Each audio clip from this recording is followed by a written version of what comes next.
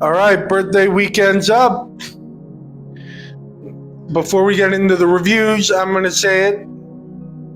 Had a pretty good birthday weekend, and me and my siblings started Legend of Vox Machina. We are almost done with season 3, and we are loving the fuck out of it.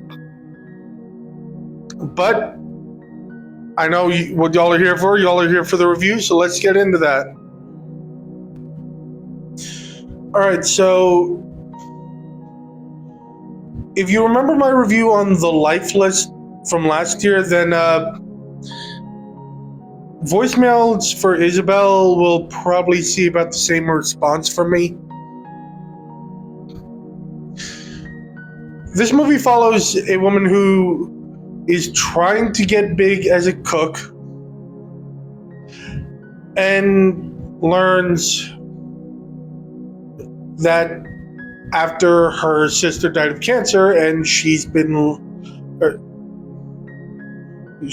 leaving voicemails for her sister on what she thinks is a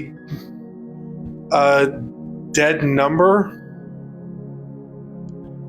and they find themselves on his phone, and he consistently debates on whether or not he should make the move with her.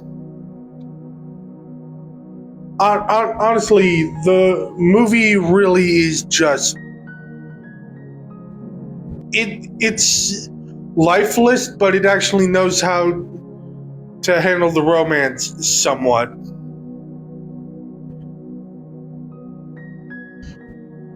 Because honestly, given that this one requires the romance to happen, it makes more sense for that to be important. But again, it still is just not a very well-written part of the movie.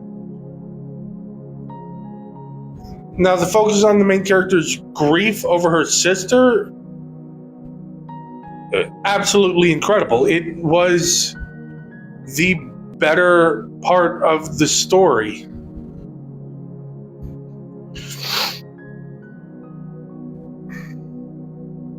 Honestly, that's all I got on this movie. The writing's fine, the acting's good, the chemistry on the two is fine. Honestly, it's a 7.5 out of 10. If you want to watch it, you can. I don't know, it just wasn't my thing. Alright, now we get to the movie I went to see on my birthday. Supergirl, which was my number 2 most anticipated film of the year. And I genuinely have to ask, why were people disappointed in this film? Because I read Woman of Tomorrow, and yes, this movie does make a bunch of changes to it, but honestly, I don't see what the problem is. The writing is excellent, the action and the visuals are phenomenal. Millie Alcock might actually be my favorite live-action Supergirl, and I've really only seen a small handful. And Jason Momoa actively proved that he was born to play Lobo. Honestly, people complain that this movie didn't handle the emotion and the comedy well. I disagree. I thought this movie was very much aware of what it was doing in both aspects. And as for the lifeless or the colorless set pieces, I feel like that made sense for the story that Gunn and Gillespie you were telling. Because it's not meant to be Superman but his cousin. It's meant to be someone who is still grieving the world that she grew up knowing. Honestly, the only, and I repeat, the only thing I didn't like was the villain. Honestly, a 9 out of 10 and easily one of my favorite movies of the year. I don't understand the disappointment from everybody. Alright, and now probably my favorite movie of the weekend.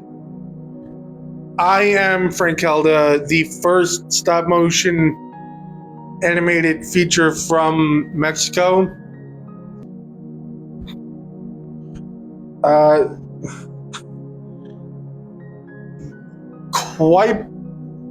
This is quite possibly one of the most unforgettable visual achievements I've seen in stop motion.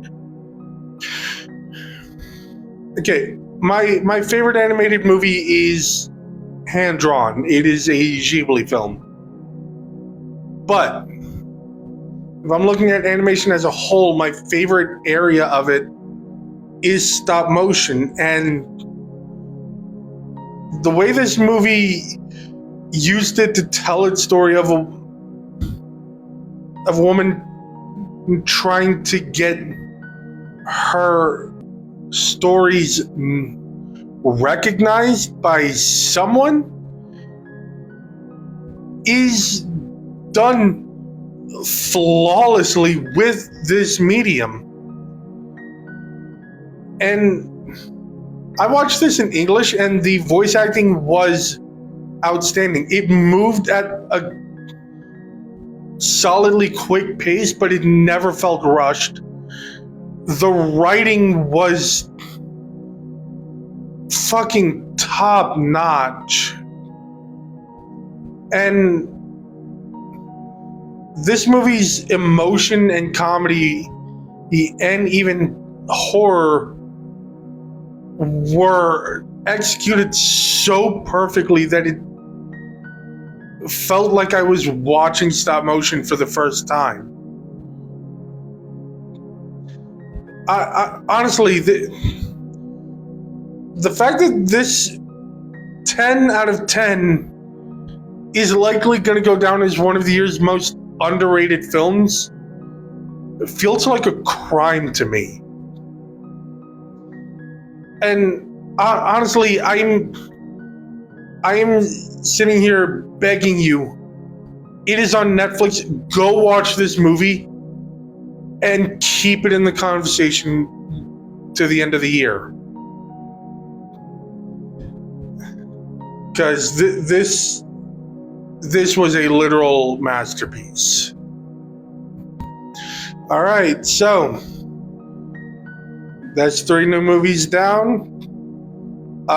Some point this week, I will be providing my ranking of every movie from 2026 that I've seen thus far in the first half. And let me just give you a little spoiler. It's interesting. It's an interesting ranking. And I know a lot of people are not going to agree with it. Yeah, I'm already at more movies from this year than I was for last year up to this point. Honestly, that makes me happy and makes me hope that I can up the ante for 2027. Yeah, that's it for this week. Thank you for the happy birthdays, and Deadly Struck signing out.